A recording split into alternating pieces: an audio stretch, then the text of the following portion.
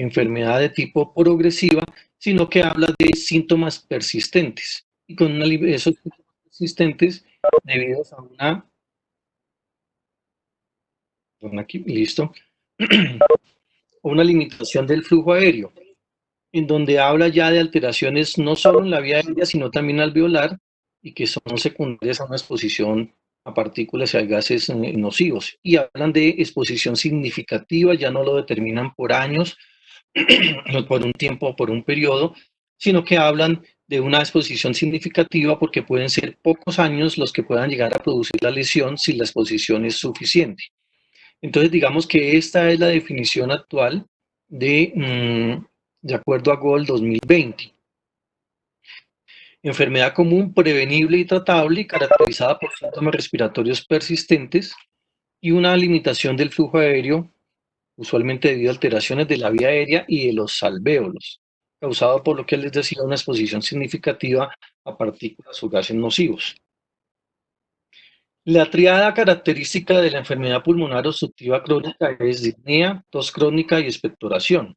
Sin embargo, en el nuevo GOL 20 nos dicen que, adicional a estos tres, sospeche como unos signos marcadores, más como unos factores de riesgo o características, sino como unos signos marcadores, sospeche adicional a estos tres elementos, sospeche de un paciente de EPOC aquel que tenga infecciones recurrentes del tracto respiratorio, que tenga historia con disposición a factores de riesgo de tipo ambiental, principalmente tabaquismo, contaminación ambiental, contaminación laboral, que haya antecedentes familiares de enfermedad pulmonar obstructiva crónica y o tenga factores de riesgo en la infancia, sufrimiento fetal agudo, procesos de infecciones recurrentes durante la infancia o diagnósticos establecidos de displasia pulmonar, de hipertensión pulmonar, de alteraciones pulmonares de origen congénito. Entonces ya esos tres elementos de tos, disnea y expectoración empezamos a sumarle como unos indicadores posibles de enfermedad pulmonar obstructiva crónica. Estas sí que deben llamarnos la atención siempre. Infecciones, historias de antecedentes de exposición, antecedentes familiares y antecedentes personales en la infancia. Pues la importancia de la enfermedad pulmonar obstructiva crónica no la vamos a hablar hoy, más solo esta parte muy superficial. Es más para revisión dentro de sus lecturas de epidemiológicas. Y estamos hablando más que es la primera causa de consulta a nivel mundial, la cuarta causa de muerte y el 6% de las muertes a nivel del mundo se deben a enfermedad pulmonar obstructiva crónica. O sea, es un problema de salud pública muy serio, en el cual está implicado generalmente una exposición a tabaquismo, es la principal causa de incapacidad, de distanciamiento laboral, y sus principales características están dadas por disnea y por otros síntomas generales. La disnea, pues, es el 60-70% de los pacientes que me refieren disnea, y hay otros síntomas de tipo general que son, como por ejemplo, síntomas clínicos como sibilancias, opresión en el pecho, fatiga, edemas en los tobillos, fracturas costales, pérdida de peso, anorexia, depresión y ansiedad. Estos pacientes con enfermedad pulmonar obstructiva crónica tienen limitación de su actividad laboral, limitación de su actividad física, limitación inclusive hasta poder hacerse cambiar diariamente, hacer actividades mínimas de aseo, y eso conlleva a unos grandes cuadros de depresión y ansiedad. Alguien me dice que escucha entrecortado, pero pues no sé si eso en general o es la conexión de esa persona. Es, listo. Entonces, estos otros síntomas asociados son importantes para tener en cuenta en el diagnóstico del paciente con EPOC. Hay unos factores de riesgo adicionales a estos síntomas cardinales o estos síntomas iniciales que nos hacen sospechar EPOC. Debemos tener en cuenta lo siguiente, los factores de riesgo. La exposición al humo de tabaco, que es la más estudiada y ustedes lo saben a través del índice tabáquico. Ese índice tabáquico nos da y nos orienta a pensar en un paciente con POC cuando está por encima de 10, 15, el índice tabáquico. Entonces, ese índice tabáquico que ustedes recuerdan es el número de cigarrillos al día multiplicado por el número de años que ha fumado esa persona, dividido sobre 20, donde 20 es el constante, el factor o el número constante por el número de cigarrillos que hay mm, en un paquete. Entonces, ese índice tabáquico que encuentran acá es el índice de paquetes anuales que se toman cuando son más de 10 paquetes al año. Ya hay un factor de riesgo para EPOC. Entonces, reitero, número de cigarrillos al día multiplicado por el número de años en que ha fumado, dividido 20. Si da por encima de 10, ese paciente tiene un factor de riesgo para tener EPOC. Si da por encima de 15, algunos textos hablan de 17, puede ya usted pensar inclusive en factor de riesgo para neoplasia pulmonar secundaria a tabaquismo. Los factores de riesgo han cambiado y han variado, por eso hablaban en el EPOC. eh, en el EPOC, entonces, han modificado en el GOL. En ese GOL, antes no hablaban de la edad, que por las mismas indicaciones de tener una exposición significativa sin tener un número de años, ya por encima de 35 años se puede sospechar de enfermedad pulmonar obstructiva crónica. La deficiencia de alfa-1 antitripsina de origen congénito o adquirido, alteraciones a nivel de los gen, donde hay alteración de la glutatión transferasa. Hay, a pesar de que la exposición a tabaco se ha visto actualmente muy equilibrada, igual en hombres y mujeres, es más común se ha encontrado que hay mayor riesgo en mujeres que han tenido tabaquismo que en hombres eh, para desarrollar EPOC. Sin embargo, hay estudios donde ya están hablando de una prevalencia muy igual. Factores perinatales, exposiciones a gases nocivos, los humos, sobre todo el humo y las sustancias colaterales, todo lo que es combustión de biomasa, niveles de óxido nítrico, bajo nivel socioeconómico está asociado como factor de riesgo. Pacientes con enfermedades crónicas pulmonares diferentes como asma, hiperactividad bronquial y enfermedades infecciosas como que produzcan inmunosupresión, el VIH o pulmonar. Entonces, estos son también nuevas que están presentándose actualmente en GOL 2020, en donde se habla de unos factores de riesgo adicionales que estaban considerados. ¿Cuál es la fisiopatología? Entonces, en la fisiopatología, hay alguien que tiene los micrófonos abiertos, si es posible, para deshabilitarlos. Gracias. En la fisiopatología de la enfermedad pulmonar obstructiva crónica, lo que es más evidente es,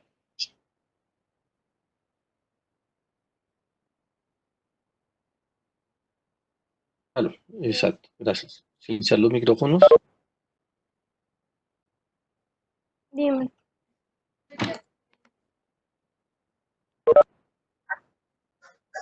Dime, pero ahorita que se acabe mi clase va a ser a la 1:30. Creo que Valeria está con los micrófonos abiertos.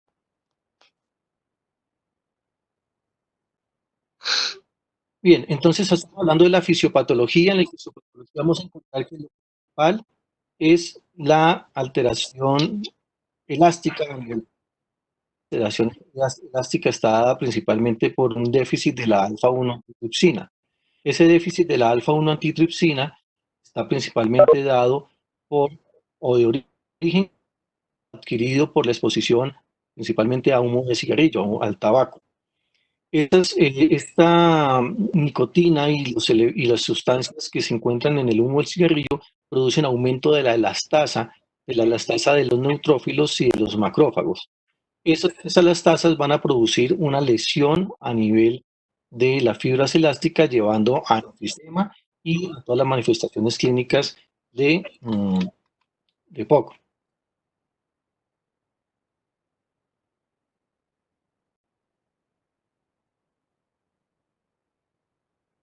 Bien.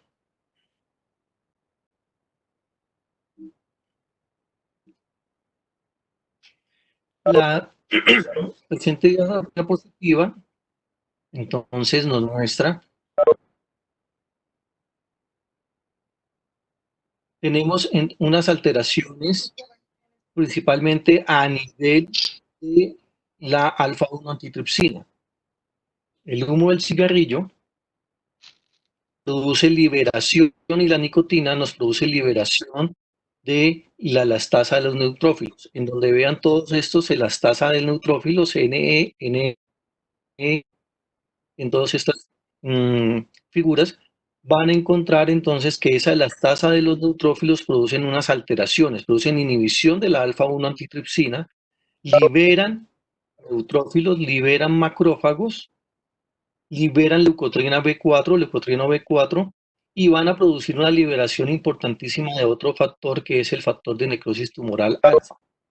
Este factor de necrosis tumoral alfa, a su vez, va a llevar a unas alteraciones a nivel de los receptores y va a producir alteraciones en lactoferrina y en la matriz de las metaloproteinasas. Cuando hay alteración de las metaloproteinasas, cuando hay destrucción por catepsina, si hay destrucción de la alfa-1 antitripsina y hay alteraciones a nivel de las fibras elásticas, entonces nos va a producir un daño pulmonar que nos va a llevar a una enfisema pulmonar.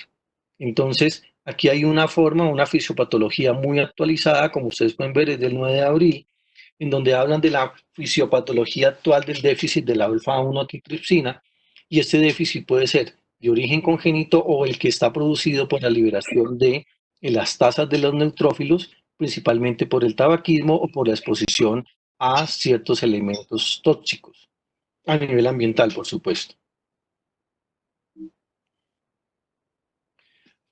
De acuerdo al sitio donde se estén produciendo las alteraciones a nivel elástico, a nivel de destrucción pulmonar, entonces se pueden producir los tipos de EPOC. Estos tipos de EPOC principalmente son más de una clasificación de tipo histológico que clínico. Esas alteraciones cuando se afectan el bronquio respiratorio, se habla de enfisema centrolobular. Cuando afecta a los alvéolos, estamos hablando de enfisema panacinar. Entonces, hay unas importantes características a nivel histológico que a veces clínicamente no se pueden diferenciar, sino a través de una biopsia pulmonar. Sin embargo, cuando hay alteraciones de centrolobulares, lo que predomina en el paciente es producción de moco, y cuando hay alteraciones principalmente a nivel del alvéolo, lo que se presenta principalmente es disnea.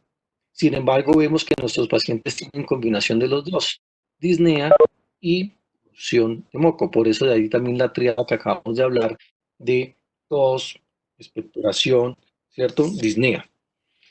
Sin embargo, pues clínicamente a veces podríamos pensar en el paciente que solo tiene disnea, que es aquel paciente que tiene tórax en tonel grande, es el tipo de enfisematoso, buloso, y aquel paciente que tiene solo tos y expectoración permanente, sobre todo matutina, pues es aquel paciente que tiene principalmente un cuadro más de bronquitis por la alteración a nivel del bronquiolo respiratorio. En esta diapositiva, por eso está marcado aquí como interrogante o como asterisco, porque ya no corresponde a la clasificación de GOL, sino que son alteraciones o son definiciones antiguas, anteriores, que es bronquitis crónica y que es enfisema. Hablábamos de bronquitis crónica antes cuando la tos y expectoración se presentaban al menos durante 3 meses y al menos durante 2 años. Era tratando de poder limitar y tener muy claro lo que tenía el paciente. Sin embargo, pues no es fácil poder tener este tipo de fechas y de claridad. Sin embargo, en el interrogatorio con el paciente nos puede decir, no, ¿cuánto lleva? Más de 2 años o más de 1 año, o varias veces al año, nos puede orientar si tienen tos y expectoración. Y el enfisema pues, nos va a dar es disnea crónica, resultado por la destrucción de los alvéolos. Como les digo, estas definiciones como tal actualmente no son utilizadas en forma generalizada y pues, ya han ido pasando a desuso, pero pueden ser una forma para ir orientando a uno si tenemos un centro lobulillar o un panacinar. Aquí encontramos entonces cómo se puede producir cada uno de estos elementos. En el lado izquierdo de la pantalla van a encontrar ustedes cómo se puede llegar a una bronquitis crónica, que es pacientes que tienen una injuria bronquial permanente, broncoespasmo, secreción mucosa, que si continúa nos va a llevar a una bronquitis crónica para posteriormente tener una destrucción de las paredes alveolares. Pero esa destrucción de las paredes alveolares puede ser lado por la rama derecha de esta diapositiva, donde hablamos de una destrucción directa, sobre todo a veces por procesos infecciosos, en donde nos dan una destrucción alveolar masiva y que nos llevan directamente a enfisema. Sin embargo, pues ambos van a concluir en una bronquitis crónica de enfisema, que es propias de la enfermedad pulmonar obstructiva crónica en el momento.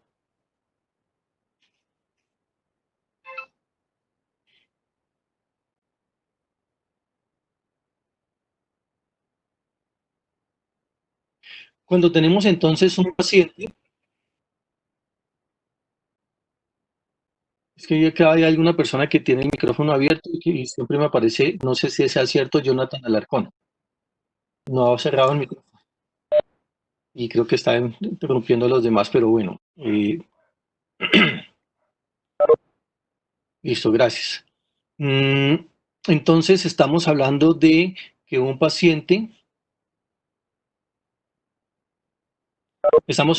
que tiene los síntomas cardinales de tos, disnea y expectoración.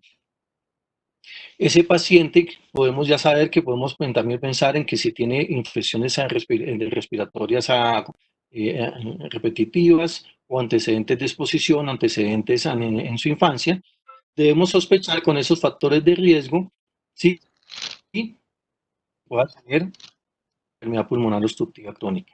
Cuando tengamos un paciente mayor de 35 años más y con estos factores de riesgo, pues la primera acción para poder clasificar y para poder estratificar el paciente con EPOC es una espirometría. La espirometría es necesaria para hacer el diagnóstico cuando tenemos dudas, cuando no tenemos todos los parámetros para poder decir, y nos sirve para tener un pronóstico y para poder ver cómo está yendo el tratamiento del paciente. La espirometría, cuando tenemos en la espirometría una alteración menor a 0,7 entre el volumen expiratorio forzado en un segundo sobre la capacidad vital, siempre post-broncodilatador, confirma la presencia de una limitación del flujo aéreo. Podríamos decir entonces que para poder hacer diagnósticos de enfermedad pulmonar obstructiva crónica, debemos tener una relación por debajo de 0,7 en la espirometría en el estudio post-broncodilatador. Esto es para hacer la estratificación y los estadios a nivel de espirometría y limitación del flujo aéreo. Repasemos un poco cómo es esto de la espirometría. Entonces, el GOL nos habla de que la espirometría se puede clasificar en GOL 1, 2, 3 o 4 de acuerdo a la alteración de estas. Cuando tengamos un paciente postbroncodilatador con menos de 0,7, decimos que tiene limitación del flujo aéreo. Y nos vamos y miramos cómo está el volumen expiratorio forzado en un segundo. Ese volumen expiratorio forzado en un segundo nos clasifica si el GOL es leve, moderado, severo o muy severo. En el leve estamos hablando que el FEP1 está por encima de 80%. El moderado está entre el 50 y el 79, severo entre 30 y 49 y muy de 30. Aquí hay que tener en cuenta, primero, para hacer el diagnóstico de limitación del flujo de aire es la relación entre las dos. pero para clasificar y dar el estadio es solo expiratorio forzado en un segundo, el FEP1. Y estos son los parámetros para poder decir si es leve, moderado, severo o muy severo. Esa clasificación es la clasificación GOL 1, GOL 2, GOL 3 y GOL 4. La espirometría, recordemos que nos da tres parámetros fundamentales y recordémoslos un poco. Primero, que es la capacidad vital forzada, que es todo el volumen que la persona expulsa después de una inspiración máxima. Entonces, debe ser mayor al 80% del valor teórico. ¿Cuál es el valor teórico? Es un valor que se le asigna al paciente y que lo asigna generalmente un sistema, un computador, unas tablas, de acuerdo al peso, a la talla, a la edad y al género. Entonces nos dice, este paciente debe tener capacidad vital de 5 litros. Para decir que está normal, debe tener el 80% de esos 5 litros, o sea, 4 litros. Entonces, capacidad vital forzada es inspiración máxima con expiración máxima. El volumen forzado en un segundo es aquel que expresa que esta cantidad máxima que tuvimos se exhalar, debe haber una expiración en un segundo de por lo menos el 80% del volumen. Si tenemos más del 80%, estamos hablando de un valor normal. Entonces, si una persona debería tener una exhalación de 5 litros, el 80% de esos 5 litros debería exhalarse en el primer segundo. Ese es el volumen máximo aspirado en el primer segundo y nos habla de una integridad de la vía aérea y una integridad de todo el componente elástico a nivel pulmonar. Y el tercer parámetro, que es más sencillo que los dos anteriores, es la relación del volumen expiratorio forzado en un segundo sobre la capacidad vital. Hacemos una división, esto es solo una operación matemática entre el volumen, el BEF1 y la capacidad vital forzada, y debe dar mayor del 70%. Vimos se le hacemos postbroncodilatador y tiene menos del 70%, en ese postbroncodilatador, entonces esta relación nos hace diagnóstico de limitación del flujo de aire. Esta es la forma como se ve y como podríamos mirar entonces la espirometría, en donde hay un proceso de inspiración y en el momento de expiración, en un segundo se debe exhalar el 75% máximo. O el BEF1, dijimos que era más del 80, marcado el 75, entonces en el 80 debe exhalarse más o menos en esta porción. Entonces aquí, en esta imagen, ustedes lo que van a mirar en una espirometría es en la parte superior la expiración, en la parte inferior van a encontrar todo lo que es la capacidad vital, todo lo que inspira el paciente y expira el paciente. La espirometría tiene dos parámetros o tiene dos patrones. Estos dos patrones importantes, aunque habría un tercer patrón en el cual está dado porque por descarte, podríamos decirlo de alguna forma, cuando no es obstructivo, pero tampoco es restrictivo, podríamos hablar de un patrón o mixto. Sin embargo, los principales patrones son el patrón obstructivo, en donde la alteración principal es del volumen expiratorio forzado en un segundo. Ese es el patrón obstructivo. Sin embargo, aquí podemos encontrar disminución de la capacidad vital, pero no por debajo de los límites normales, no por debajo de 80. Entonces, el patrón obstructivo es volumen expiratorio forzado alterado. Y el patrón restrictivo es alteración de los dos. Alteración de estos dos habla de patrón restrictivo. En términos generales, sin ser siempre así, el patrón obstructivo es en el paciente con asma y el patrón restrictivo es en el paciente con EPOC.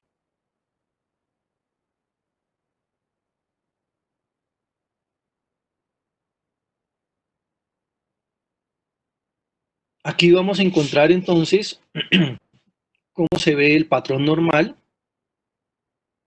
El patrón obstructivo, habíamos hablado que la parte superior de la diapositiva, la parte superior de esta gráfica era siempre el volumen expiratorio forzado, era la parte de expiración. Aquí vemos cómo está disminuido. Hay una disminución muy baja de la capacidad vital forzada sin pasar de sus límites normales, y nos habla que la principal alteración es el volumen expiratorio forzado. Esto habla de patrón obstructivo y nos habla de asma. En esta gráfica vemos que está disminuido la expiración, está disminuido el volumen expiratorio forzado y está disminuido la capacidad vital. Están disminuidas en esta forma y entonces hay una gran alteración entre los dos, y están disminuidos los dos, entonces nos habla de un patrón restrictivo. Este patrón generalmente es asociado con EPOC, obstructivo asma, restrictivo EPOC.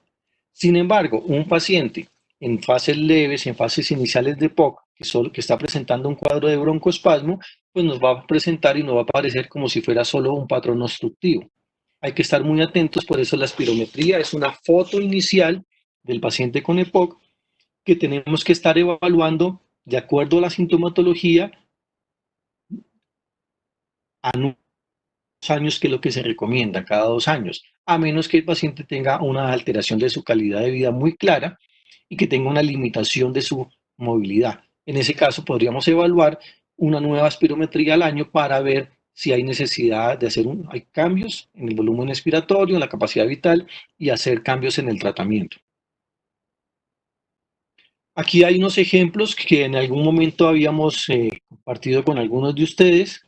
En estos ejemplos, cómo se presenta una espirometría en donde están unos parámetros que debemos recordar.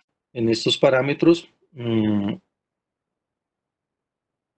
encontramos que este es el patrón de referencia. El patrón de referencia nos va a decir a este paciente, de acuerdo a peso, edad, género, talla, cuánto es lo que se espera. La medición pre, ¿qué quiere decir? Que hacemos una medición sin broncodilatador, hacemos una medición plana del paciente tal como llegó. Eso nos da unos resultados en porcentajes. ¿Cuánto es el porcentaje esta medición, qué porcentaje representa de lo que se esperaba? El 90, el 91%. Y luego le hacemos una medición post broncodilatador y así nos entregan los dos informes. Entonces, esa medición post broncodilatador también en porcentaje, y nos dan los cambios que se presentaron entre la medición pre y la medición post. Algunos de los resultados de espirometría nos van a presentar esto, pero lo importante es saber qué es lo que se tiene, qué es el patrón de referencia, cuáles son las mediciones pre y las mediciones post broncodilatador. En un cuadro mucho más amplio, veríamos este caso. La capacidad vital forzada esperada de este paciente es de 3,93. Su medición pre fue de 3,55. Eso quiere decir que es el 90% de lo esperado. O sea, quiere decir que está por encima del 80, es normal. El volumen expiratorio forzado en un segundo, el patrón o la referencia era de 3,34. El paciente, al hacerle la medición, fue de 3,03. Esto es el 91%, está por encima del 80, entonces es normal. Y la relación de ellos dos es de 85, o sea, está por encima de 0,7, está por encima del 70%. Este paciente, con esta medición, podríamos decir que no hay una limitación. Sin embargo, la definición para EPOC dice que tiene que ser postbroncodilatador. Entonces, postbroncodilatador, vemos que se mantuvo en 90%. El volumen expiratorio forzado subió del 91 al 96%, ya sigue estando dentro de lo normal, y que la relación entre ellos dos es de 0,9, o sea, 70%. Este paciente entonces no tiene limitación del flujo aéreo. ¿Por qué? Por condición postbroncodilatador. Entonces, a todas luces, esta estaría hablando de una espirometría normal.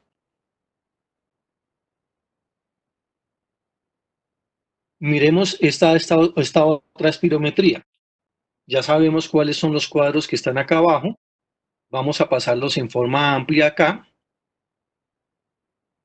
Y en esta forma vamos a encontrar que este paciente se esperaba o se espera 273, hubo una medición de 313, que es el 115%. Quiere decir que tiene una muy buena capacidad. Este paciente, su volumen, su capacidad vital forzada está normal. El volumen expiratorio forzado fue del 89%, 214 está normal. Y la relación entre los dos está por debajo del 0,7, está en 0,69, 69% o 69 está ahí. ¿Con esto podríamos decir que hay una limitación del flujo de aire? No, porque la medición post. Entonces le hacemos la medición post broncodilatador. Esa medición post broncodilatador nos dice que mejoró a 133% la capacidad vital, el volumen expiratorio forzado mejoró y que la relación entre los dos es de 73. Quiere decir que este paciente no tiene limitación del flujo aéreo, por lo menos por espirometría dilatador, y nos está dando entonces que no podríamos clasificarlo como paciente con EPOC. En esta última medición, en esta último ejemplo de espirometría, vamos a llevarlos a las tablas anteriores, a las tablas grandes, y vamos a encontrar lo siguiente. Lo mismo, ¿no?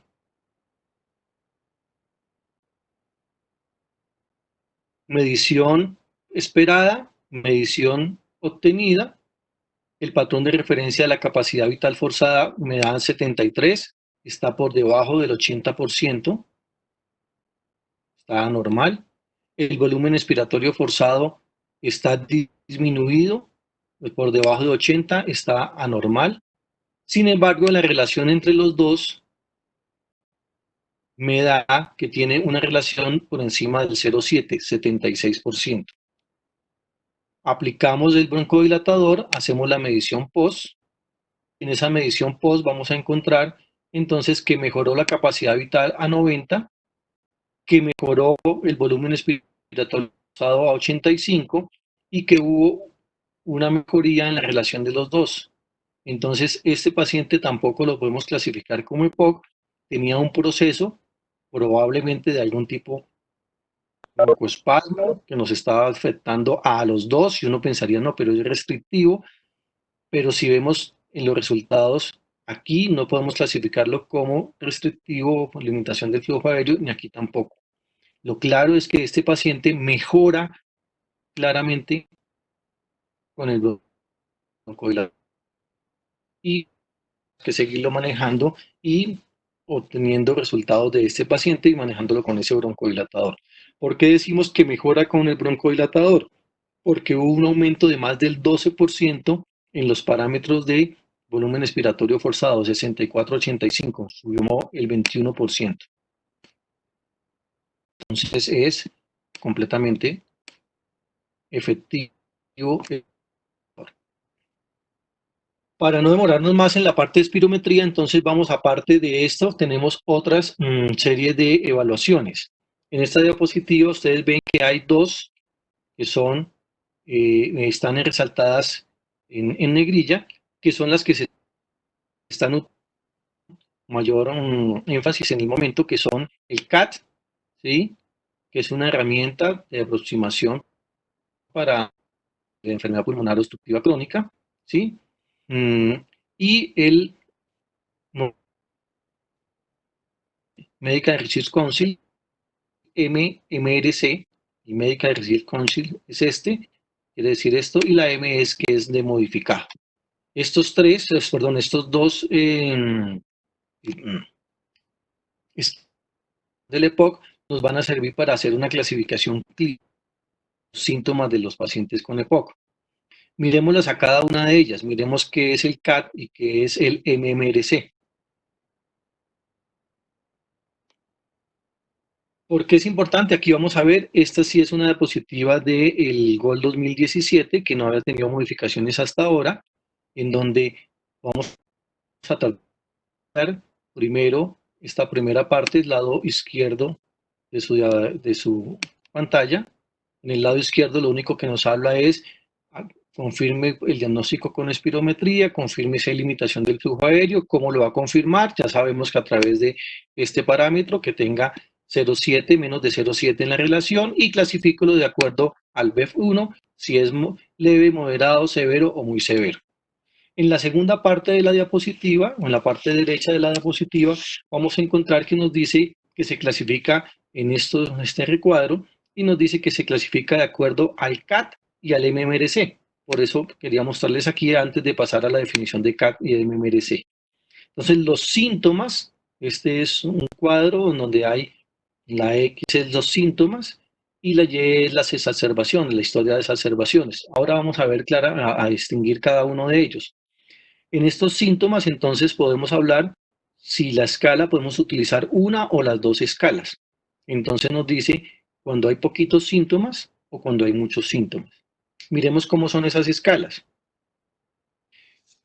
La única modificación que hubo actualmente para el 2020 es que, aquí es ya el 2020, es que ya no hablan de las exacerbaciones, si son severas o son moderadas, pero sigue teniendo los mismos criterios y lo vamos a mirar. Y mantiene las escalas MRC y CAT.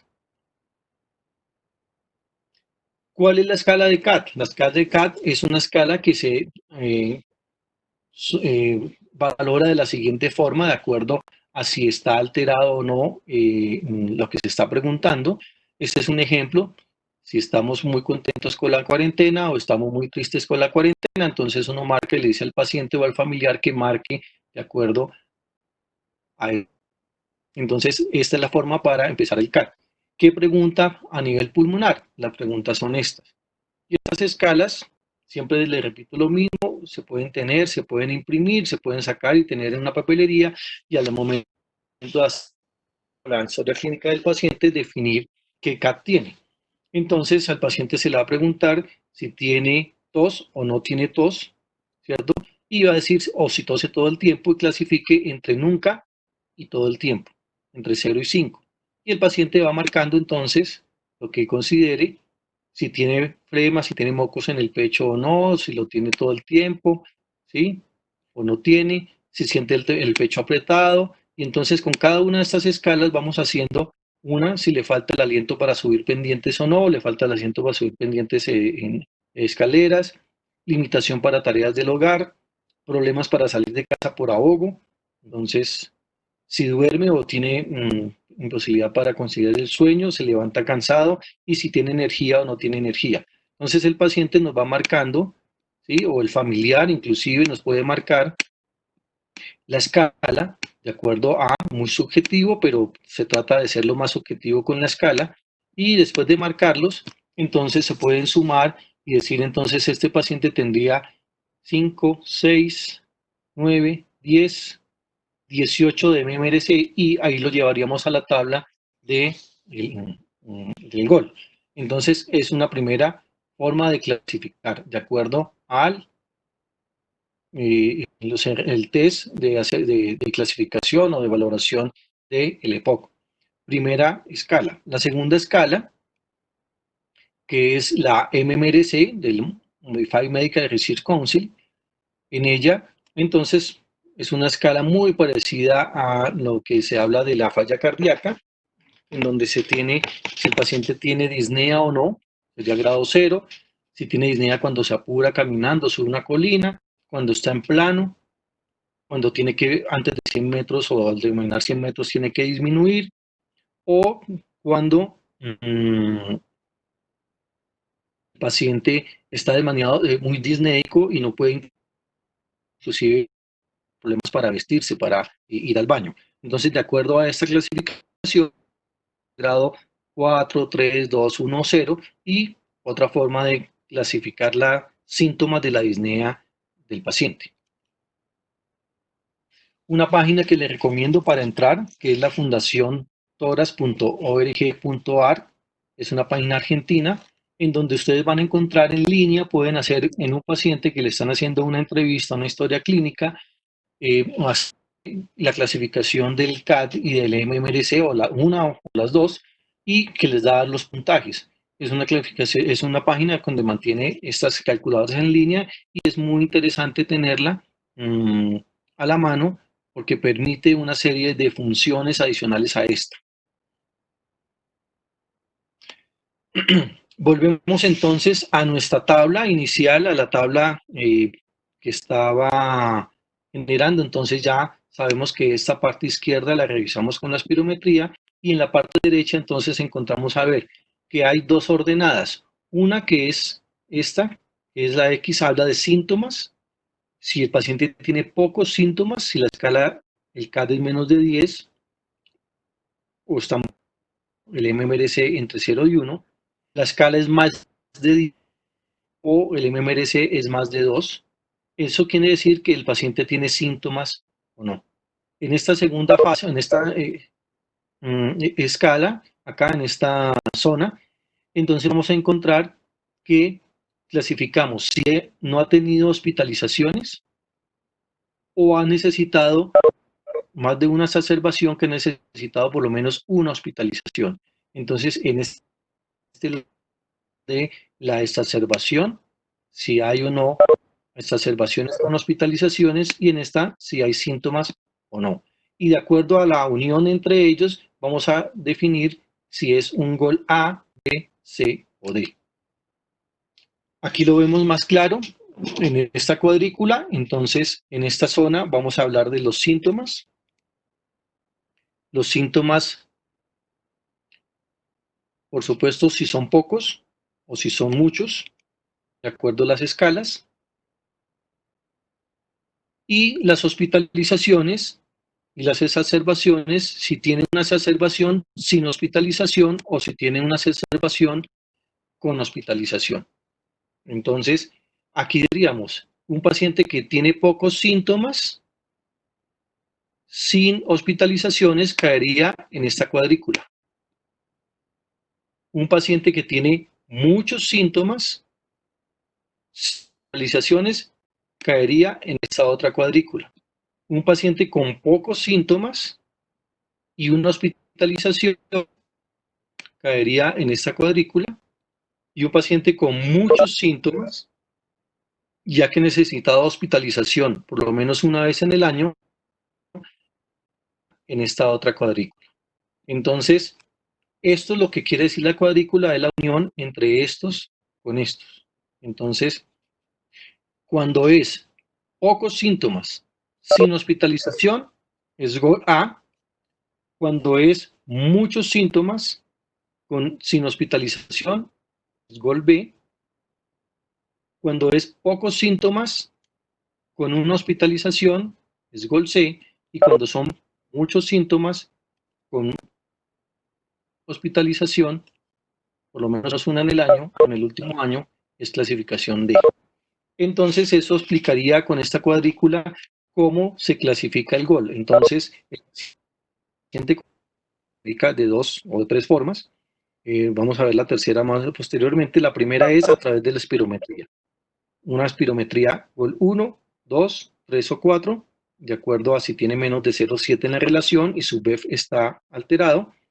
Y una alteración y una clasificación de acuerdo a sus síntomas y sus exacerbaciones.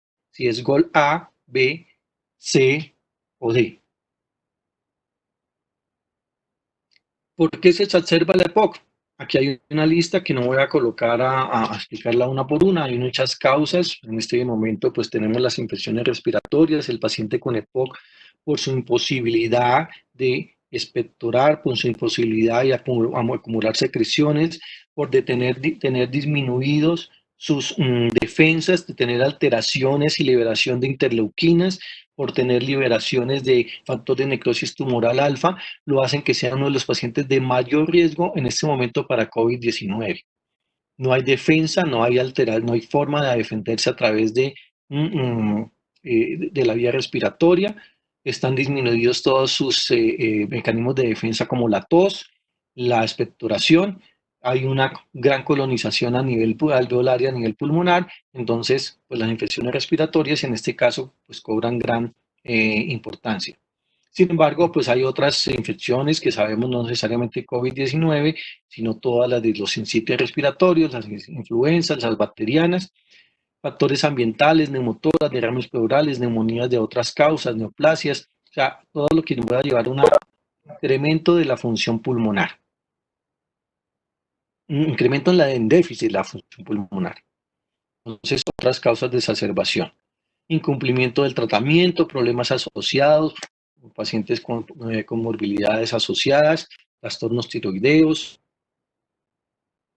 anemia. Entonces, disfunción, insuficiencia cardíaca, pues nos pueden generar una exacerbación de la enfermedad pulmonar obstructiva crónica. Bien, vamos a entrar para que esa tabla que acabamos ahorita de ver, el A, B y C y D, precisamente para tomar y definir acciones. Entre las acciones vamos a manejo de la enfermedad pulmonar obstructiva crónica, existen estos 5 tipos de medicamentos inicialmente. Estos son los principales. El SABA, que son los beta-adrenérgicos de acción corta, de Short Action Beta-Adrenergic. El LABA, que son beta-adrenérgicos de acción prolongada, Long Action. Los anticolinérgicos o antimuscarínicos de acción corta, Short Action Muscarinic, ¿sí? Y los de anticolinérgicos de acción prolongada está el LONG, la L. El ICC que van a encontrar ustedes en muchos textos habla de corticoides inhalados. Entonces, estamos hablando sobre estos 5, digamos que se maneja el 80% de los pacientes con enfermedad pulmonar obstructiva crónica, con beta 2 de acción corta o de acción prolongada, anticolinérgicos o antimuscarínicos de acción corta o de acción prolongada y los corticoides inhalados. O la combinación entre ellos. Miremos algunos ejemplos. Este es ya 2020 de cómo entonces encontramos que de acuerdo a esa clasificación en los grupos, en donde tenemos bajos síntomas de nuevo, sin hospitalización en el grupo A, en el grupo A el manejo que se debe dar al paciente es broncodilatador. Y ese broncodilatador puede ser o un beta 2 de acción corta o un anticolinérgico de acción corta. Grupo A, acción corta. Los de grupo B, que tienen muchos síntomas determinados por las escalas, sin hospitalización, entonces coinciden aquí estos. El grupo B se maneja con beta 2 de acción anticolinérgicos de acción larga. Si en algún momento no se logra con uno de los dos, se puede asociar y sumar el otro. Pero lo ideal es que el grupo 2, perdón, podamos manejarlo con uno de los dos, con broncodilatadores de acción larga. Cuando está en el grupo, lo ideal es que este paciente se maneje solo con anticolinérgicos. Estos son broncodilatadores, pero a la vez disminuyen la producción. Entonces son el pilar del tratamiento, son muy buenos. Si no mejoran, estos pacientes se suman beta 2 de acción larga o corticoides. Sin embargo, sabemos que la unión de corticoide inhalado con beta larga nos produce incremento de neumonías. Entonces, grupo C, esto es lo que ha modificado, digamos, el GOL 2020. Antes decían dentro de los mismos cuadritos, ahora ya lo dejan, es porque el paciente, si no se controla, es porque tiene síntomas, entonces pasa al siguiente grupo. Si aquí no se controla, es porque tiene síntomas, pasa al siguiente grupo. Lo mismo en esta forma. Si con el anticolinérgico de acción larga no se mejora, pues ese será un paciente que tiene ya muchos síntomas y ya queda en este cuadro. Digamos que ese es como uno de los cambios fundamentales que se da ahorita para poderlos cambiarlos de grupo de clasificación. Entonces, lo mismo, antimuscarínicos de acción larga. Si no mejora, se les debe incrementar un beta 2 de acción larga. Y si no mejora, se debe cambiar beta 2 de acción larga y a corticoides inhalados. Aquí entonces aparece otra modificación fundamental 2020. Y en esta modificación es que ya se considera a los pacientes, se debemos medir o se incluye dentro de la guía la consideración de los eosinófilos. En un cuadro hemático sacamos el porcentaje de los eosinófilos, cuánto es el número de células totales, cuál es el conteo de eosinófilos que tiene. Si tiene más de 300 o tiene menos de. Ahora no es diapositiva, vamos a ver, hablan principalmente de 100 para definir el tratamiento. Entonces, para definir el tratamiento, ¿cuántos eosinófilos tiene el paciente? Cuando hablan de eosinófilos, estamos hablando de un cuadro principalmente de tipo reactivo, inflamatorio, más que infeccioso. Entonces, se incluye la eosinófilos en esta nueva clasificación de GOL 2020. Aquí algunos ejemplos de los tratamientos. Entonces, aquí están los SABA, fenoterol, levalbuterol, salbutalol, que también lo encontramos como albuterol, y la terbutalina. En nuestro medio estaba la oxiprenalina, pero ya no se usa y se encuentra muy poco, en muy pocos medios, en muy pocos sitios la oxiprenalina. Entonces, estamos ejemplos de SABA, están solo los genéricos, no están los nombres. Aquí están las horas de acción, ¿sí? Y esto empiezan a actuar en forma rápida y por eso son de rápida acción y de corta acción. Los de larga acción, como ustedes ven, son más de 12 a 24 horas su función, ¿sí? Y entre los de larga acción, los LAVA, los beta-2 de larga acción, están entonces los arformoterol, formoterol, indacaterol.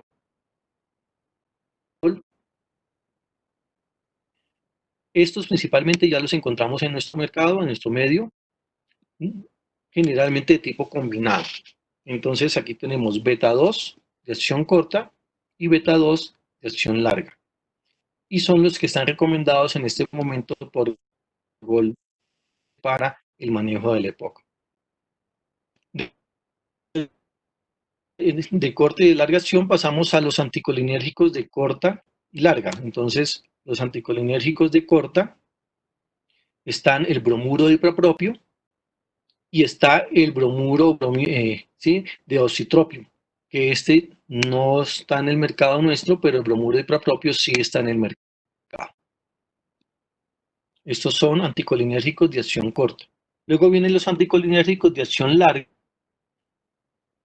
aciclidinon, el glicopirronium, tiotropio, bromuro de tiotropio, umeclidinon, glicopirronium solo, no el bromato de glicopirronium, y el ribafenacin, que todavía no está en el mercado, pero ya lo anunciaron que viene. Entonces, tenemos, aquí está el arsenal terapéutico con el cual podemos trabajar en un paciente con EPOC. Los de muscarínicos de acción corta y los muscarínicos de acción. También vamos a encontrar entonces la combinación, y aquí tenemos la combinación, los de beta-2 de acción corta con beta-2 también con anticolinérgicos de acción corta. Entonces, combinación SABA-SAMA. Fenoterol iprapropium, salmeterol iprapropium. Este fenoterol iprapropio, que es el más conocido como en nuestro medio como el Verodual. Entonces, hay otros, estos medicamentos ya se encuentran o se los encontramos en el mercado. Beta-2, muscarínicos de acción corta. Y están los beta-2 de acción larga, con los muscarínicos de acción larga, en donde están el formoterol aclidinium, formoterol que lo tenemos nosotros, indacaterol glicopirronio que también lo hay, el bilanterol y umeclidino también lo hay, y ahorita ya tenemos soloterol tiotropio. Los nombres comerciales, los nombres pues, de las farmacéuticas, pues son ya de otra, pero pues hay unos que se llaman BRI o BRIS, están el Ceretide, bueno, ahora vamos a hablar de Ceretide que es con corticoides, pero estos son de acción larga y mejoran mucho la calidad de vida de los pacientes, empezando porque los pacientes solo utilizarían uno, máximo 2 veces al día. Y están los beta corticoides, formoterol, beclometasona, formoterol, budesonida, formoterol, brometasona, salmeterol, fluticasona, que es el más común, que es el ceretide, está el cerecor también, y el bilanterol, fluticasona. Digamos que este es entonces la combinación de beta 2 con corticoides. Y ahora tenemos en el mercado, ya hubo lanzamiento hace un mes aquí en Colombia, en donde tenemos los tres, el LABA, el LAMA y el corticoide. ¿Cuándo utilizar con corticoide? Cuando tengamos pacientes con eosinófilos mayor de 300. Entonces, entre estos está la triple combinación, está el fluticasona, umeclidina o bilanterol y la beclometasona con formoterol y glicopirrón. Entonces, estos también son muy buenos siempre y cuando teniendo el corticoide cuando están indicados y sabiendo que los corticoides no los podemos manejar en forma continua por el riesgo de inducir a neumonía.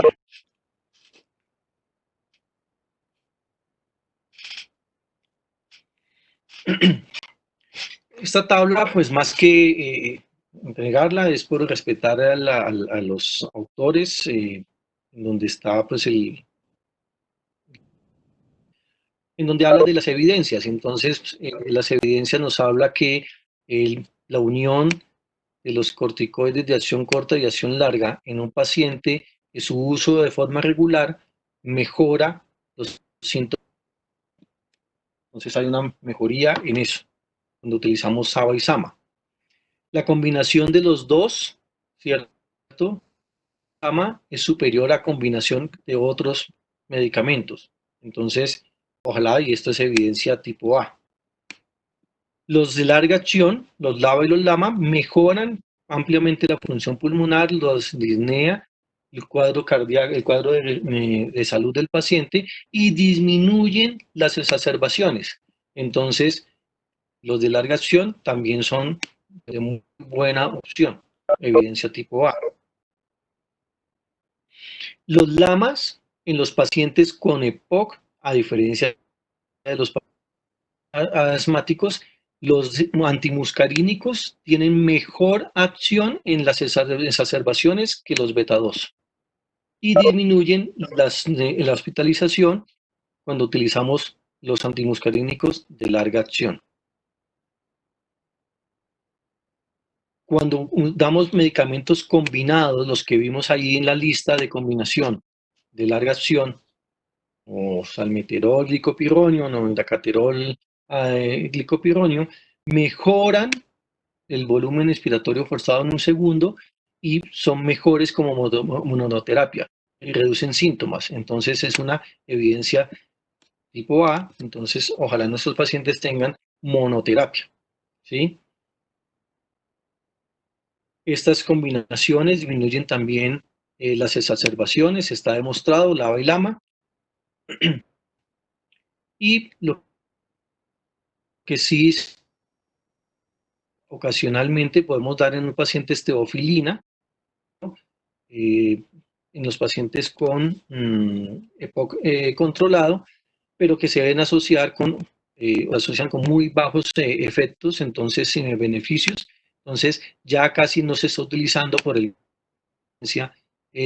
teofilina. Les digo, yo les hago llegar todo esto para que ustedes puedan tener esta presentación. Otra modificación importante que hizo y que ha hecho el GOL 2020, esta modificación nos habla sobre el manejo de la disnea. Antes hablaban solo de nos hablaba solo de si estaba en el tipo A, B, C o D. Ahora entonces nos dice, paciente que predomina su disnea, manéjelo con broncodilatadores beta 2 o antimuscarínicos de larga acción. O uno o el otro. Si no mejoran, súmele el otro.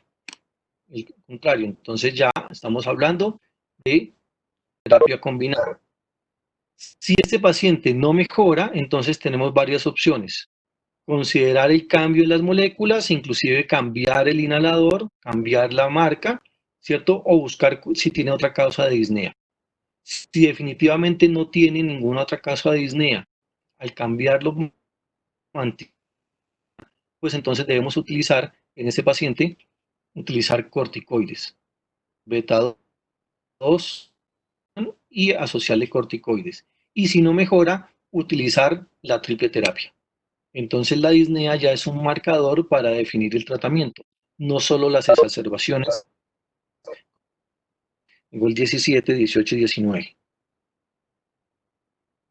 Y para las exacerbaciones también quedó en el nuevo GOL 2020, quedó cómo se va a manejar. Si el paciente puede ser manejado con LAMA o con LAMA, o sea, con de corta acción, de larga acción, perdón, beta 2 anticolinérgicos.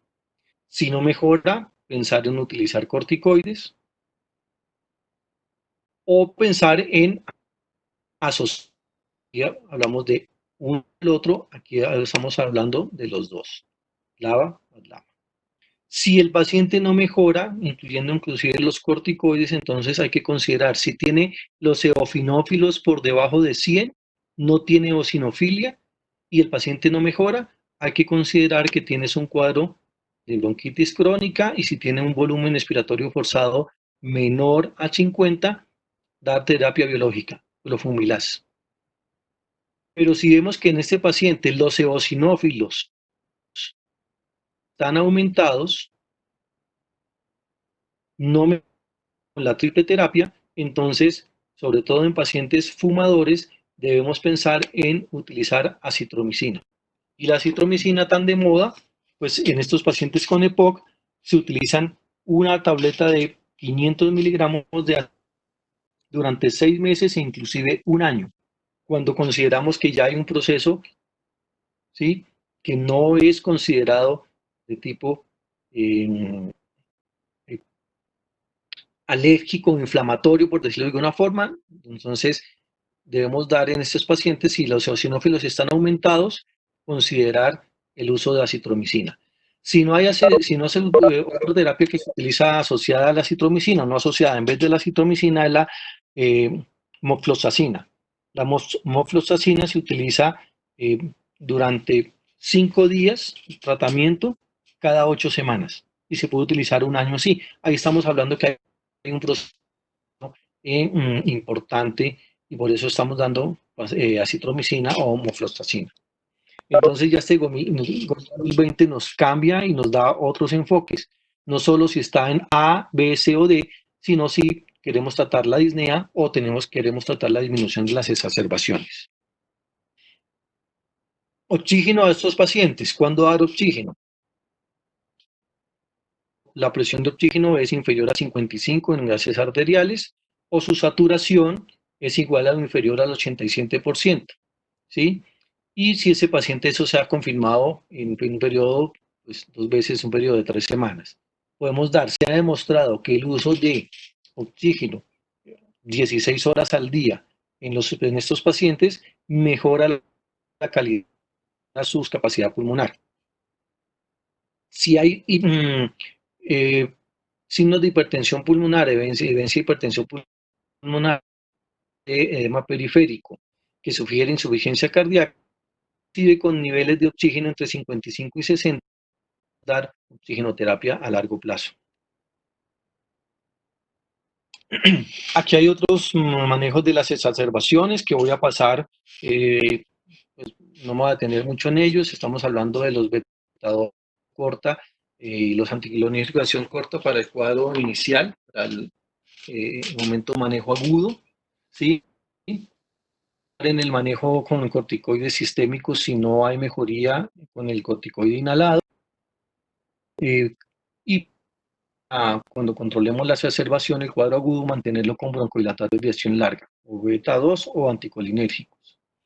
Los antibióticos y el manejo de las exacerbaciones, no me voy a detener mucho en los antibióticos porque el manejo de los antibióticos en estos pacientes al manejo de las neumonías.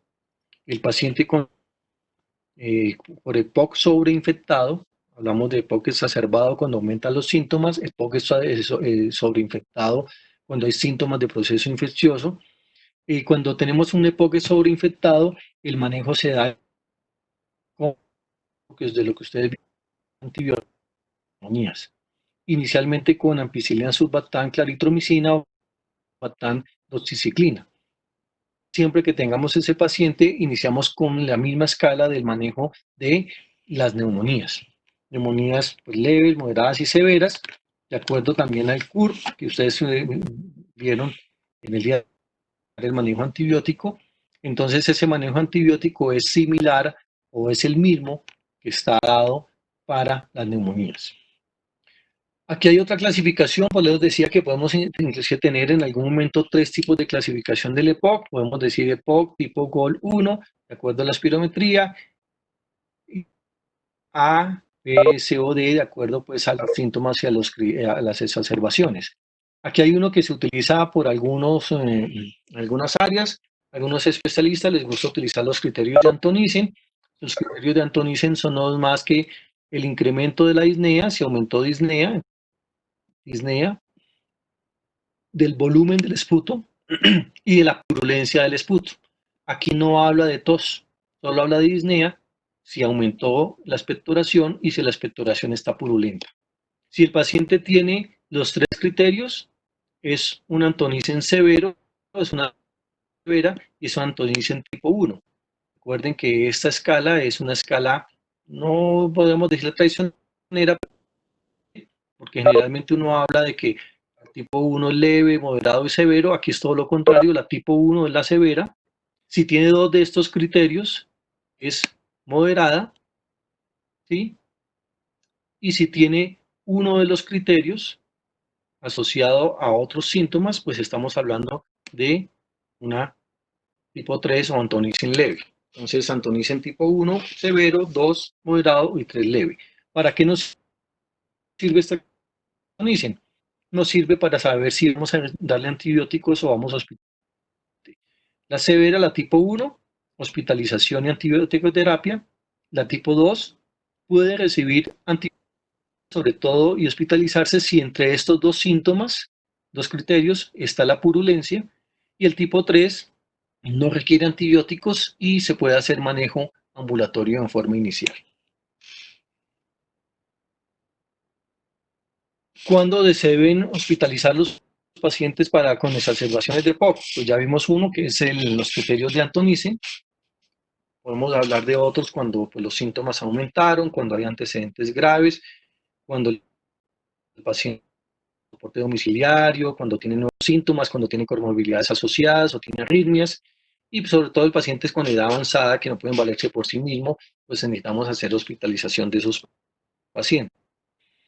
Pues a esto es una hospitalización, son unos criterios mucho más genéricos que los criterios que entremos en el examen, que encontremos en el examen físico. Si encontramos un paciente con desaturación por debajo de 84, un paciente febril, taquineico, taquicárdico, con gases arteriales, con alteración del estado de conciencia, pues es un paciente que tendría hospitalización o criterios de... O cuando lo encontramos en estos momentos, en esta actualidad, en una radiografía que muestre infiltrados multilaterales o bilaterales, patrones atípicos, pues es un paciente que requiere hospitalización. Algunas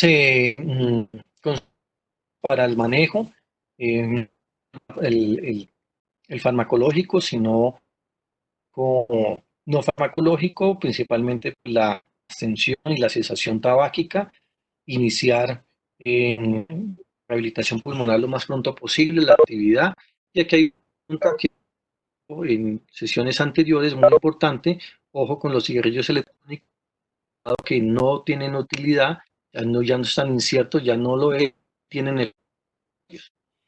Entonces, eso es importante tenerlo en cuenta. Lo importante es mejorar al paciente para que tenga mejor calidad de vida y tolere el ejercicio. Siempre revisar que el paciente esté haciendo sus inhalaciones en forma adecuada, que tenga las vacunaciones completas, la antiinfluenza, la antineumocóxica, iniciar la rehabilitación pulmonar y los pacientes que tengan hipoxemia crónica, darle oxígeno para mejorar la sobrevida. Entonces hay unos elementos ahí fundamentales para tener en cuenta en el manejo a largo plazo de pacientes con EPOC. Voy a pasar esta y vamos para, porque esta es la misma, está en esta diapositiva, entonces, en donde, de acuerdo a esa clasificación que nos pide que hagamos, si es de tipo A, B, C o D, pues está el manejo no farmacológico. Para los 4 grupos, si hay asociación tabáquica o disminución o exclusión de la exposición a tóxicos ambientales. Siempre, miren, para todos los grupos, actividad física, para todos. ¿Sí? Para todos los grupos, vacunación, de acuerdo a las guías, para neumococo y para influenza, para gripe. ¿Sí? Y en el paciente que tenga B, C o D, iniciar rehabilitación pulmonar, que es un manejo multidisciplinario, equipo multidisciplinario, inicial dándole al paciente una serie de terapias para rehabilitación pulmonar. Esta es como el resumen de los tratamientos no farmacológicos, en donde incluimos mucha actividad física, rehabilitación, entrenamiento, educación y autogestión, cuidados, hacer cuidados paliativos si estamos en un paciente terminal, el soporte nutricional, la vacunación adecuada y la terapia de oxígeno.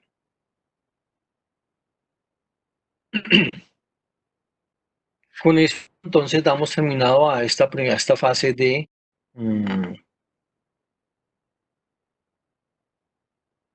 la presentación. Podemos pasar a, si hay algunas preguntas, algunas consideraciones que ustedes quieran comentar.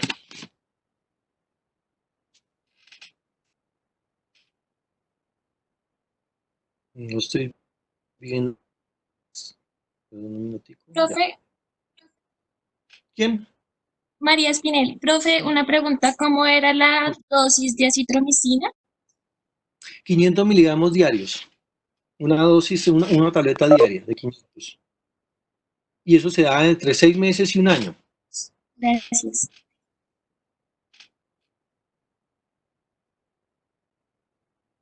Aquí hay algunas, permítame, voy a leer los chats.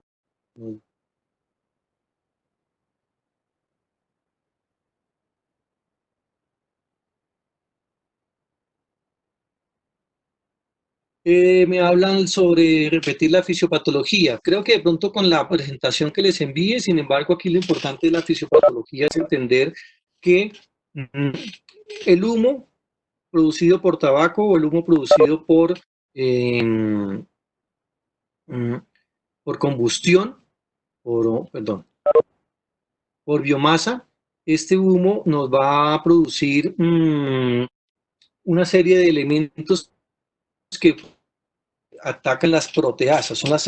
Son proteasas, son sustancias que a nivel pulmonar tenemos dos tipos de sustancias. Las proteasas, que son las que están atacando generalmente, porque inhalamos permanentemente, así no sea solo humo de cigarrillo, sino hay unas proteasas y unas antiproteasas. Cuando hay pérdida de esa relación, de esa pelea entre proteasas y antiproteasas, se produce destrucción del alvéolo. Las proteasas principalmente son todas aquellas que son dadas por metaloproteinasas del humo de cigarrillo, la nicotina, que produce la elastasas del neutrófilos, las catepsinas, las peroxidasas, liberación de interleuquinas. Entonces, todo ese proceso de las proteasas que son destructoras de las membranas, destructoras, las elastasas destruyen las fibras elásticas. Entonces, y cuando es permanente, cuando es constante, cuando es continuo, ese estímulo o esa irritación sobre la vía, sobre el alvéolo y sobre el bronquiolo, ganan la batalla contra los mecanismos de defensa que tenemos nosotros, que son las antiproteasas. Y entre esas antiproteasas, la principal es la alfa-1 antitripsina. Cuando la alfa-1 antitripsina, por efecto de estas, entonces nos da esa destrucción del alvéolo. Me preguntan cómo son los niveles de evidencia científica. Sí, los niveles de evidencia científica de tipo A generalmente son dados de metaanálisis, y entonces dicen, y en todos encontraron que esta acción es mejor y es una recomendación tipo A. Las recomendaciones de nivel de evidencia van de A, B y D. ahí nos dejamos mal parados a todos los que somos médicos y a todos los que han hecho investigación, porque la recomendación de un experto, no, es que a mí me ha ido muy bien, a mí me parece que esto es mejor, yo sufrí COVID, demos tal cosa, esa es una evidencia tipo D, es una evidencia muy baja. Las mejores evidencias son las de tipo A, las C y D son evidencias que no tienen mayor soporte, están dadas es por cuestiones de tipo eh, mm, empírico o son teóricas y todavía no han sido confirmadas. Entonces es mejor la evidencia tipo A siempre. Siempre que encuentren, busquen evidencia tipo A.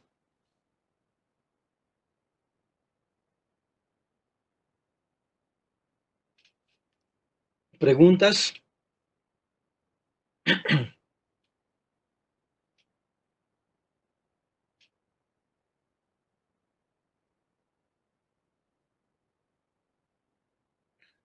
Sí, el antonicen sirve para diagnosticar el EPOC sobreinfectado. Sí, una de las escalas para poder hablar de EPOC sobreinfectado.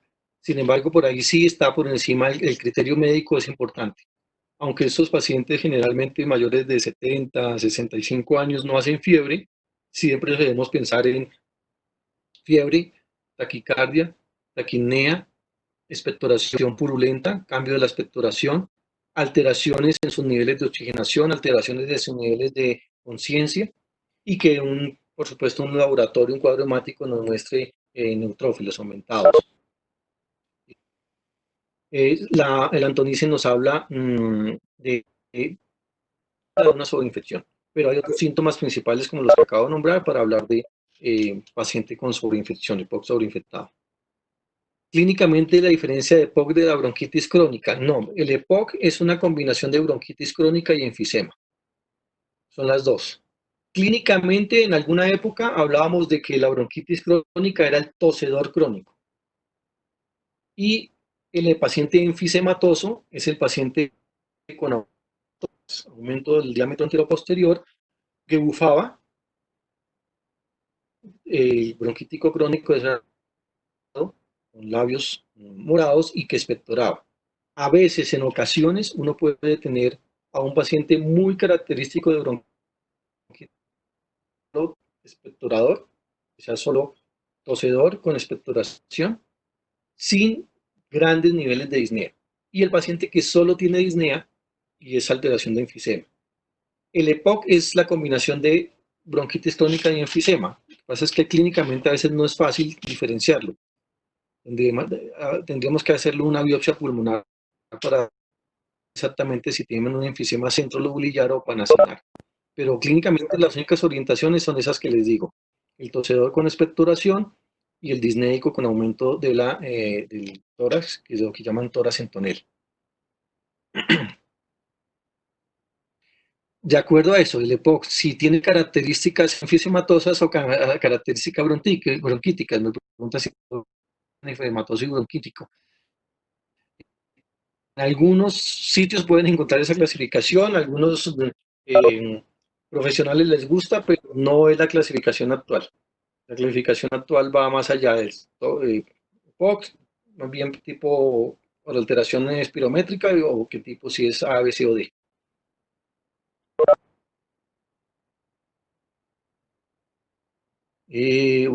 Aquí hay una pregunta, Mafi, me dice, si el paciente después de utilizar Seretide, taquicardia y sudoración, pero ayuda a mejorar con su respiración, ¿qué se puede hacer? ¿Mantenerlo o cambiarlo? Y, y beneficio, si el paciente mejora su función pulmonar, hipertenso, no es taquicárdico, no hay riesgo de infarto, la mayoría, o no sé, las personas que han utilizado alguna vez un broncodilatador, un beta 2, si son asmáticos, han tenido cuadros de hiperactividad, generalmente inicialmente les produce una taquicardia y pasa. Si no tiene factores de riesgo, se puede utilizar. Si pasa de 120 de frecuencia, pues no utilizarlo, o si tiene antecedentes de infarto, de arritmia, de hipertensión, o de taquicardia supraventricular paroxística diagnosticada, o alguna arritmia diagnosticada. Pero si el paciente se mejora, pues habría que considerar que de pronto ya no hacer dos inhalaciones, sino solo una, y ahí es todo el riesgo-beneficio. definitivamente le produce síntomas, dificultad al paciente la taquicardia, nos toca cambiar el medicamento. O si tiene factores de riesgo para hacer otro evento, o una taquicardia, una arritmia, una hipertensión.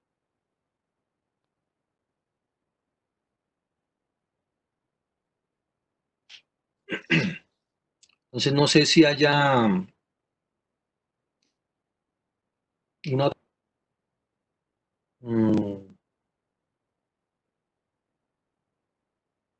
sobre el tema o sobre otro tema. Mira riesgos, sí, efectivamente. Riesgo-beneficio, doctor. Me dicen, aquí hay una pregunta interesante, que un paciente sin ser fumador y con daño hepático puede generar. Generalmente el EPOC se asocia a pacientes con tabaco. Lo que hemos encontrado es que algunos pacientes con tabaco no hacen EPOC. Y hay otros que nunca fumaron, que nunca tuvieron una contaminación directa y presentan enfermedad pulmonar obstructiva crónica. Las alteraciones del oso que les decía yo, de las elastasas, de las proteasas y las antiproteasas pueden llevar a destrucción del parenquima pulmonar. Podemos encontrar pacientes sin antecedentes claros de exposición y por eso el GOL 2020 lo modifica así y dice, ojo, ya no es solo tos, disnea y expectoración, de pensar, piensen en pacientes que han tenido infecciones respiratorias crónicas, piensen en pacientes que han tenido antecedentes a nivel de infancia de infecciones crónicas o alguna alteración a nivel pulmonar, displasia, hipertensión pulmonar congénita, déficit de alfa-1 antitrypsina congénita, ¿sí? Entonces ese paciente hace POC sin haber fumado. Entonces los pacientes con bronquiectasias como cubicidosis, ya sí pueden haber, no necesariamente va a ser EPOC y no todo necesariamente el que tiene EPOC ha sido fumador. Sí, está demostrado, me preguntan si hay qué porcentaje, no le puedo decir exactamente, me disculpo, no tengo el porcentaje del fumador pasivo con EPOC, pero sí hay casos muy claros de, sobre todo en mujeres que son esposas de personas que fuman desde por la mañana hasta por la noche, nunca fumaron y se han contado que el fumador pasivo tiene los mismos efectos o tiene las mismas consideraciones del fumador, pues no digamos en la magnitud, pero sí pueden presentar EPOC. Y tenemos muchos casos de pacientes fumadores pasivos con EPOC. El porcentaje, pues es que es difícil conocerlo, no tenemos muchas estadísticas y en la historia clínica a veces no queda muy claro si fue fumador pasivo, cantidad o en qué proporción en el año. Tocaría preguntar a través del índice tabáquico del compañero, de la persona con la que convivió y mirar a ver para poder sacar el porcentaje, pero no tendría el porcentaje.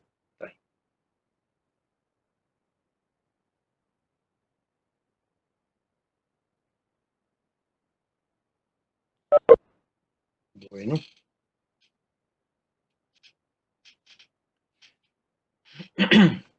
me alegra verlos, así sea de esta forma o más. Espero que nos podamos reunir pronto otra vez, que esta situación termine satisfactoriamente para todos ustedes y para sus familias. Estaremos en comunicación. Cualquier cosa que nosotros veamos nueva se la estamos informando de modificaciones, de cambios. Entenderán todas las dificultades que se nos han presentado, las entendemos las de ustedes, pero pues vamos a seguir en la medida que el ministerio nos apoye y nos dé esta indicación de continuar con virtualidad. Entonces, vamos a actividades para el próximo semestre para poder tener algunas reemplazos de algunas actividades a hacer en prácticas. Estamos pensando que las actividades prácticas en un periodo corto intersemestral si no lo autorizan, o ya en el próximo semestre, cuando ustedes estén en octavo, vamos a tener unos horarios, vamos a utilizar los espacios que teníamos en los horarios cuando tenían división de mitad, día y mañana, para reemplazar las prácticas de cada una de las actividades. Entenderán que todavía no tenemos eso claro, tenemos que esperar hasta que finalice el semestre para saber qué se dio y qué no se dio para reemplazarlas en el próximo semestre. pero que las vamos a dar, no se preocupen por eso. Los preocupados somos nosotros.